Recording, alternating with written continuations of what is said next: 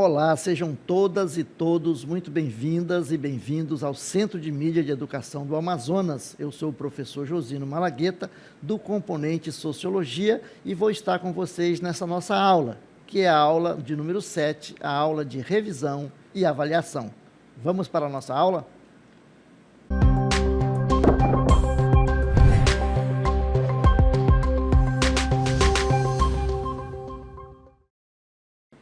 Vamos então iniciar a nossa aula trazendo aqui uma definição de natureza e cultura, né? Então, o ser humano, a partir do seu aparecimento na Terra, ele vai então com o tempo criando e dominando a cultura, e é isso que nós vamos ver, como que esse domínio da cultura vai afetar de forma positiva ou negativa o meio ambiente onde a gente vive. Vamos lá então, começando com natureza e cultura, definindo os termos. Vamos começar então por natureza. O que é natureza? É todo o espaço natural, isto é, o conjunto de fenômenos, né, do mundo físico que não depende da intervenção humana para nascer ou desenvolver. Também se fala o seguinte, né, que como cultura é o que mais... agora vamos falar de cultura. A cultura, entende-se por cultura os comportamentos, tradições e conhecimentos de um determinado grupo social, incluindo a língua, as comidas típicas, as religiões, a música local, as artes, os vestimentos, né, as vestimentas, entre inúmeros outros aspectos. Também está no campo da cultura, né, toda uma rede de compartilhamento de símbolos, significados e valores de um grupo ou sociedade, certo? E aí, como nós falamos que estamos falando do ser humano, vamos falar o seguinte: natureza e seres humanos, uma coisa só. É interessante a gente trazer essa reflexão para cá pelo seguinte, né, que o homem, ou o ser humano, ele não é um espectador da natureza, ele é um ser integrado nessa natureza. É assim que nós temos que nos ver, não é isso? Então vamos lá. O ser humano, né, na natureza, é uma coisa só. O espaço natural é formado pelas menores partículas subatômicas até as galáxias do universo. Tudo isso faz parte da natureza, não é isso? Então, a natureza, são partes da natureza, os recursos minerais, os recursos, né, as montanhas, os rios, os mares, as pedras, os seres vivos, como as plantas, animais e seres humanos, entre outros, né? Então, todos os elementos naturais interagem e dependem uns dos outros. E é essa conexão, né, que mantém o equilíbrio ecológico e a existência das espécies. Daí a importância, né, de você ter essa consciência da preservação e da sua integralidade na natureza. E vamos então aí para a natureza e a transformação, a cultura e a transformação da natureza. Como é que o ser humano, ao momento que ele se apropria da cultura, ele vai transformar essa natureza, não é isso? Muito bem. A gente vai então trazer agora essa reflexão, como que se deu esse processo, tá? da aculturação do homem, do processo da aquisição da cultura e do domínio, né, da cultura. Então, o ser humano, né, os humanos começaram a se organizar em grupos mais estruturados, como nós chamamos de comunidade, com práticas sociais e rituais que promoviam a cooperação e a coesão social, né, desse grupo. A transição para a agricultura possibilitou a formação de assentamentos permanentes, né? Então o homem se tornou sedentário, e o desenvolvimento de sociedades mais complexas. As sociedades aí foram ficando mais complexas, com organizações mais complexas. O surgimento de práticas religiosas e rituais, como sepultamento, refletiu a preocupação com questões espirituais e a organização social. A invenção da escrita, como na Mesopotâmia, possibilitou o registro de informações, né, a administração de sociedades complexas e a transmissão de cultura. Então, se pôde transmitir a cultura a partir da escrita. Através da arte, da arquitetura e das tradições orais, os seres humanos criaram uma rica tapeçaria cultural que refletia e moldava sua identidade e o modo de vida, certo? Porém, esse domínio, né, da natureza trouxe impactos que foram... essa intervenção humana trouxe impacto para a natureza. Então, nós vamos ver isso agora, né? A intervenção e os impactos da sociedade humana no meio ambiente. Entende-se por impacto ambiental qualquer modificação, seja positiva ou negativa, causada no meio ambiente pela ação humana. Então, onde o homem vai lá, coloca a sua mão, isso traz impacto. Pode ser impacto positivo ou negativo, mas é impacto, né, no meio ambiente. Como é que é definido impacto ambiental pelo CONAMA? Então, de acordo com o Conselho Nacional do Meio Ambiente, impacto ambiental é qualquer alteração das propriedades físicas, químicas e biológicas do meio ambiente, causada por qualquer forma de matéria ou energia resultante das atividades humanas que direta ou indiretamente afetam. O que afeta? Afeta a saúde, a segurança e o bem-estar da população. Segundo, as atividades sociais e econômicas. Terceiro, afeta a biota. Quarto, as condições estéticas e sanitárias do meio ambiente. E, em quinto lugar, a qualidade dos recursos ambientais. Então, o que causa essas questões aí, nós chamamos de, o CONAMA chama de impacto ambiental. Então, impacto, aquilo que vai afetar o meio ambiente, certo? Muito bem. E aí a gente vai continuar, né, refletindo tipos de impacto ambiental. Quais são os tipos de impacto ambiental mais frequentes? Então, nós temos aí, primeiro, a má gestão, não é isso? A má gestão dos resíduos sólidos. Quando nós não gerimos de forma adequada esses resíduos, eles vão causar problemas ao meio ambiente.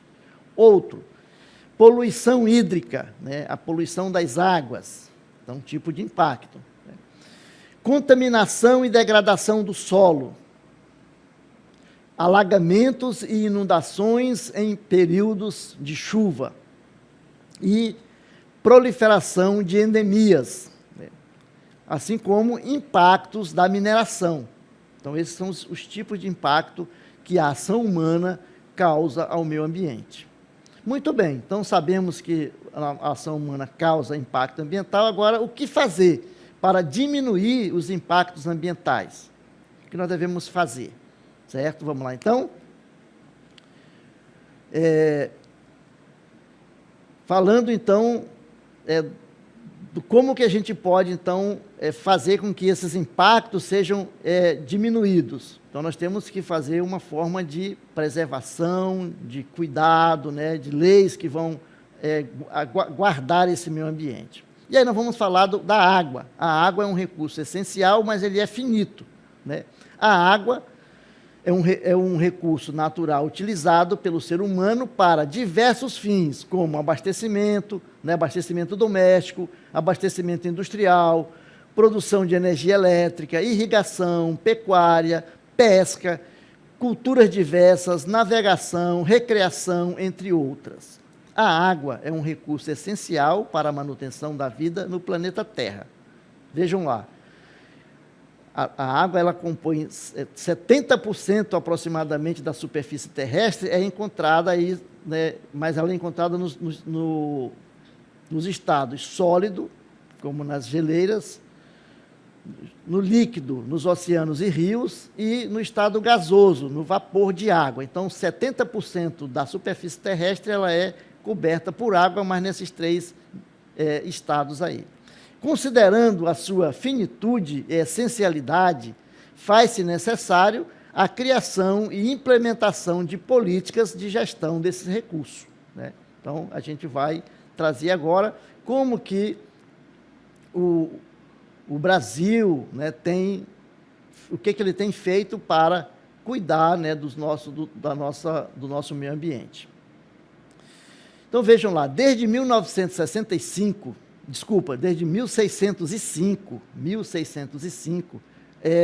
já o Brasil tinha leis que estavam aí preocupadas com a questão do meio ambiente. Primeiro surge, aí em 1965, vai surgir a primeira lei de cunho ambiental no país, que é o Regimento do Pau-Brasil, voltado à proteção das florestas.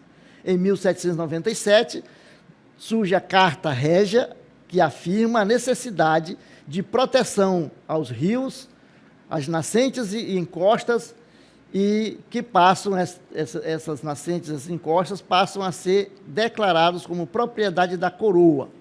Em 1799 é criado o Regimento de Cortes de Madeira, cujo teor estabelece rigorosas regras para a derrubada de árvores. Em 1850, nós temos aí, né, a promulgação da Lei 601, que é a primeira lei de terras no Brasil, né? Ela disciplina a ocupação do solo e estabelece sanções para atividades predatórias. Em 1911, é expedido o Decreto 8.843, que cria a primeira reserva florestal do Brasil, no antigo território do Acre. E em 1934, são sancionados o Código Florestal, que impõe limite ao exercício do direito da propriedade, e o Código de Águas. Eles contêm o embrião do que viria mais tarde ser aí o que nós chamamos de legislação, a nossa atual legislação ambiental brasileira. E em 1964 é promulgada a Lei 4.504, que trata do Estatuto da Terra, né? A lei surge como proposta a reivindicações dos movimentos sociais que exigiam mudanças estruturais na propriedade e no uso da terra no Brasil. Em 1965, passa a vigorar uma nova versão do Código Florestal, ampliando políticas de proteção e conservação da flora, inovador, e estabelece a proteção das áreas de preservação permanente. E em 1967, nós vamos ter aí a edição do Código de Caça, de Pesca e de Mineração, também da Lei de Proteção à Fauna, não é isso? Tem uma nova Constituição, elaborada uma nova Constituição, que vai, então, atribuir à União a competência para legislar sobre jazidas, florestas, caça, pesca e águas, cabendo aos estados tratar de matéria florestal dos estados da federação. Em 1975, inicia-se o controle da poluição, não é isso? Provocada por atividades industriais, por meio do Decreto-Lei 1413. Empresas poluidoras ficam obrigadas a prevenir e corrigir os prejuízos da contaminação do meio ambiente. E em 1977 é promulgada a Lei 6.453, que estabelece a responsabilidade civil em caso de danos provenientes de atividades nucleares. E em 1981 é editada a Lei de Política Nacional do Meio Ambiente, a Lei 6.938, que estabelece o Sistema Nacional do Meio Ambiente, o SISNAMA, né? O sistema coordena e integra as atividades de proteção ambiental realizadas pelos diversos níveis de governo e pela sociedade civil. E em 1985 é editada a Lei 7.347, que disciplina a ação civil pública como instrumento processual específico para a defesa do meio ambiente e de outros interesses difusos e coletivos. Não é isso? Então, nós vamos ter agora um novo Código Florestal para o Brasil. Em 2010, o Brasil elabora um novo Código Florestal. Esse novo código começou a ser discutido e elaborado em 2010, mas só foi promulgado em 2012, como a Lei 12.651, de 25 de maio. Esse código apresentou novas e velhas polêmicas, pois, para os ambientalistas, o novo código representava um retrocesso na legislação para o meio ambiente, achavam que ele era atrasado. Pontos polêmicos: redução das áreas de APPs, as áreas de preservação permanente, e anistia a crimes ambientais praticados por latifundiários. E aí nós vamos agora falar da cidadania e sustentabilidade. Não é isso? Muito bem. Vamos lá. Vejam a importância, né, de a sociedade civil estar imbuída, né, da preocupação, da atuação também junto ao poder público para a preservação ambiental. Então, a preservação ambiental, o cuidado com o meio ambiente, não é uma função apenas do poder público, né, do governo federal, do governo estaduais, do governo municipal. É também uma atribuição da sociedade civil. Daí a importância, né, de você criar na sociedade essa consciência de preservação, né? Então, como que se dá isso? Primeiro, o fortalecimento do sentido de comunidade. Trabalhar para criar nas pessoas, né, esse sentimento de pertencimento, né, de que nós somos uma comunidade local e uma comunidade planetária, né, que o planeta é como se fosse uma comunidade de todos. Então, essa importante essa visão. Outro ponto importante no sentido da cidadania e da sustentabilidade é a educação e conscientização. A educação trabalhar no sentido de levar a criar essa consciência de pertencimento e de cuidado, né, pelo meio ambiente. Que nós não somos seres que estamos observando o meio ambiente, nós somos parte integrante do meio ambiente, nós somos né, entre o ambiente, não somos algo que está só observando, né? Outro ponto importante, o incentivo ao voluntariado e ao ativismo, né? Trabalhar com esse sentido de que as pessoas possam se voluntariar para o cuidado, né, e as atividades no meio ambiente. Outro ponto, promoção da transparência e responsabilidade sobre o cuidado das leis, né, de todo o processo de licitação, né, quando você vai, tanto das empresas particulares como do poder público, ter essa transparência, né, para com as leis e o meio ambiente.